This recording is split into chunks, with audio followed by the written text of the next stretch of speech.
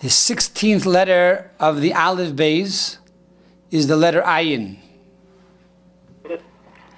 The letter Ayin looks like two eyes, and it becomes connected here on the bottom. This represents the chiasma, which is the optical nerve center that interprets visual impulses. In other words, our two eyes don't really see. Our two eyes are more like a lens. The actual vision takes place in the back of our head, where the two optical nerves meet, which is called the chiasma. Now, this concept is very interesting because it really answers a fundamental question. In the Torah it says, you shall put the tefillin between your eyes.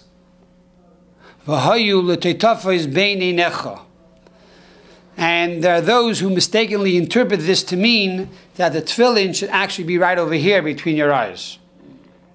Now, we know when Moses gave the Torah, he also gave the oral law, the interpretation of the Torah, and there he explained that between your eyes means it should be over here on top, at the end of your hairline, on top of the soft part of the brain of a baby's head. If you ever touch a baby's head, you'll feel it's very soft over here, and that's where the tefillin lies. So the halacha is, it should be between your eyes, that the tefillin should not be this way or this way, but rather straight in between your eyes. But based on this scientific finding, that the eyes don't really see in the front, but rather in back, so if you look down on the head with a bird's eye view, you have the letter Ayin. And so the tefillin is now exactly between the two eyes and the chiasma in the back of your head. So it's truly between your eyes. That is a medical explanation of the letter Ayin. Now, the Ayin, like most letters in the Torah, are written in the middle script, or intermediate script. But there are also large and small Ayin, like all the other letters in the Torah, that throughout the 24 books of the Torah, you will find that the letter is written at least once in the large and once in the small. Now, the large Ayin is written by the Shema Yisrael, Hashem Elokeinu Hashem Echad, right? We say this at least twice a day. We put our hands over our eyes. We say, Shema Yisrael, hear, O Israel, God is our Lord, God is one. The word Shema here has the large Ayin. In a Sefer Torah, in a Torah scroll, it's written with a large Ayin. And the question is why? And we find that the Tzemach Tzedek says that the large Ayin is really an antidote to the Ayin Tuluya. There is an Ayin in the book of Psalms, chapter 80. It says over there, Chazir miya'ar. The boar, the wild boar of the forest, ravages the vine of Israel. The word ya'ar, which means forest, is spelled with an ayin. And that ayin is called an ayin teluya. It's a hanging ayin. It's above the line. It's hanging because it's tentative, says the Tzemach Tzedek. And Rashi explains this, because Rashi says that it is tentative on the actions of the Jewish people. If the Jewish people will do the will of God, then the Ayin will be transformed into an Aleph. But if the Jewish people will not do the Torah, then the Ayin will remain the Ayin. What's the difference between the Aleph or the Ayin? If you spell Ya'ar with an Aleph instead of an Ayin, it means the word river. But Ya'ar with an Ayin means the forest. A wild boar in the forest is very dangerous. It's going to ravage the vine of Israel. But a wild boar in the river cannot do anything. It's in the river. And therefore, by saying the Shema, we have the ability to transform this wild boar of the forest into the wild boar of the river, and now it has no power over the Jewish people. Now, in practical terms, what does this mean? The Maharsha tells us that the Ayin of Ya'ar, the Ayin of forest, stands for the Ayin of Esav, an Ayin of the word Amalek. Esav was a brother of Yaakov. He was the father of Amalek. Amalek is considered to be one of the worst nations of the world. It says when the Jewish people came out of Egypt, Asher korcha baderech, they attacked the Jewish people. And God says that we have an obligation every day to destroy Amalek. Why is Amalek so bad? What does Amalek represent? The word korcha can mean that they caught you and they chopped you off on the way, or they met you on the way. But karcha can also mean etymologically kridus, which means coldness. Amalek brings a coldness into Judaism. They say like this, look, I'm your brother. Esav was your brother. We know the Torah. You guys are taking the Torah too seriously, too passionate about it. Chill out, relax, cool down. Don't take it so literally. You don't have to do all the mitzvahs. You go to shul once a year, it's fine. You make kiddush, on Passover, it's good for the whole year. You don't have to every single day do mitzvahs and worry what you're doing and what you're eating and how you're walking and how you're talking. Chill. Cool down a little bit. So Amalek is all about chilling this passion for God and passion for Yiddishkeit. And therefore, when a person says, Shema Yisrael, he puts his hands over his eyes and he says, there's nothing in the world besides God. Shema Yisrael Hashem Lekeinu Hashem Echad. And I dedicate my life to God. So that passion and that dedication is the antidote to Esav and to Amalek. And therefore it has the ability to transform the Ayin of Ya'ar, the Ayin of the forest, and now it becomes the Ayin of Ya'ar. It becomes the Aleph of river. And now the wild boar, Esav and Amalek, have no power over the Jewish people. The gematria of Ayin is 70.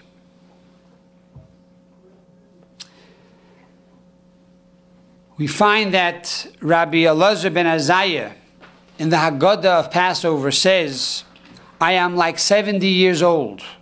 I am like a man of 70 years old.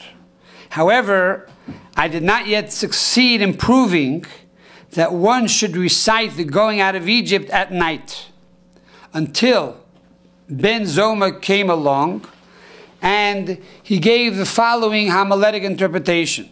Leman tizker es yoyim tzezcha mi'eretz Mitzrayim kol yomei chayecha. That one should remember the going out of Egypt all the days of their life. It could have said, remember going out of Egypt the days of your life. Why all the days of your life? From here we learn all the days of your life is that not only should one remember going out of Egypt during the daytime, but also at the night time. Now what does this mean? We have a few questions here. Number one is, Rabbi Elazar ben Azariah was actually 18 years old. Why then does he say, I'm like 70 years old?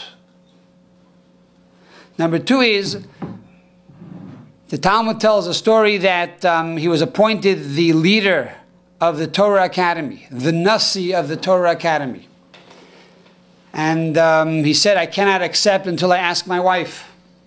He went home to his wife and he said, my dear wife, should I accept this new position of becoming the Nasi, the head of the Torah Academy? And the wife said to him, you're too young, you're 18 years old. You have no white hairs in your beard. How is it that you should lecture in front of all these rabbis with white beards? So he said, fine. He went to sleep, and the next morning he awoke, and there were 18 rows of white hairs. So he came back and he said, I will accept the job. But why the terminology like 70 years old? And furthermore, his opening speech, when he was inaugurated was that not only should you talk about the going out of Egypt during the day, but you should also talk about going out of Egypt at night.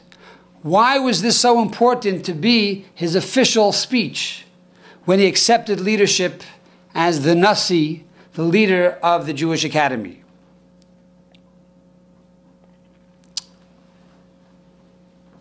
There is one answer that says that Rabbi Elazar ben Azariah was a reincarnation of Samuel the prophet, Shmuel Hanavi. Samuel the prophet lived 52 years. And Rabbi Elazar ben Azariah is now 18 years old. So 18 plus 52 is like 70. I am like 70 years old. And the Rebbe explains why is it so important to know this. So the Rebbe says we have to know that today all of us, our souls have been reincarnated. And therefore when we are challenged with an objective that is bigger than ourselves, and we say there's no way we can do this, humanly it's impossible. So we have to realize that we are not here alone, that we have a soul that has been used many times over. And therefore we have the merits and the blessings and the strength of our predecessors to be able to overcome every challenge that comes our way. So that's one interpretation. But there's another interpretation. And that is, I am like 70 years old because he conquered all his 70 attributes. In other words, there are 7 emotional attributes. Chesed, kindness, gevura, severity, tiferes, mercy, etc., etc. But each one of these 7 emotions are multiplied by 10. They have 10 levels. So if a person has conquered and mastered all of these 7 emotional levels, he now is like 70 years old. He has mastered all 70 aspects of his attributes. The Rebbe once said that, what is a true leader?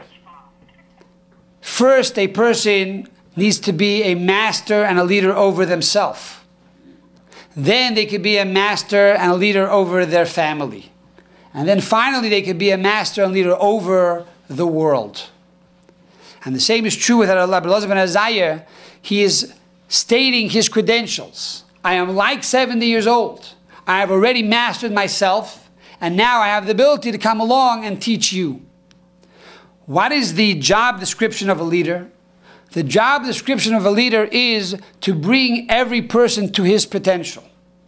In other words, to bring redemption to every individual. For each one of us has self-imposed limitations or general limitations.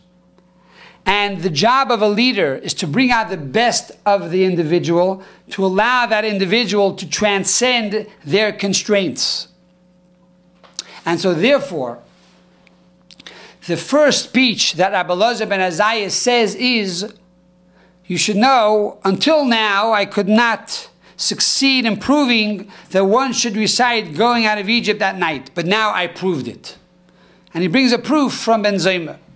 In other words, Rabbi Elazar ben Azariah is telling us like this: there are 2 ways to be successful, or there are 2 eras in when a person could be successful. One is during the day. Day means it's light. Light is a metaphor for goodness and kindness and happiness and peace. The world is at peace. There's no anti-Semitism. There's no hatred. There's no war. So therefore we have to go out of Egypt. A person has to succeed. A person has to be able to accomplish great feats. But one might think at night, you don't have to go out of Egypt.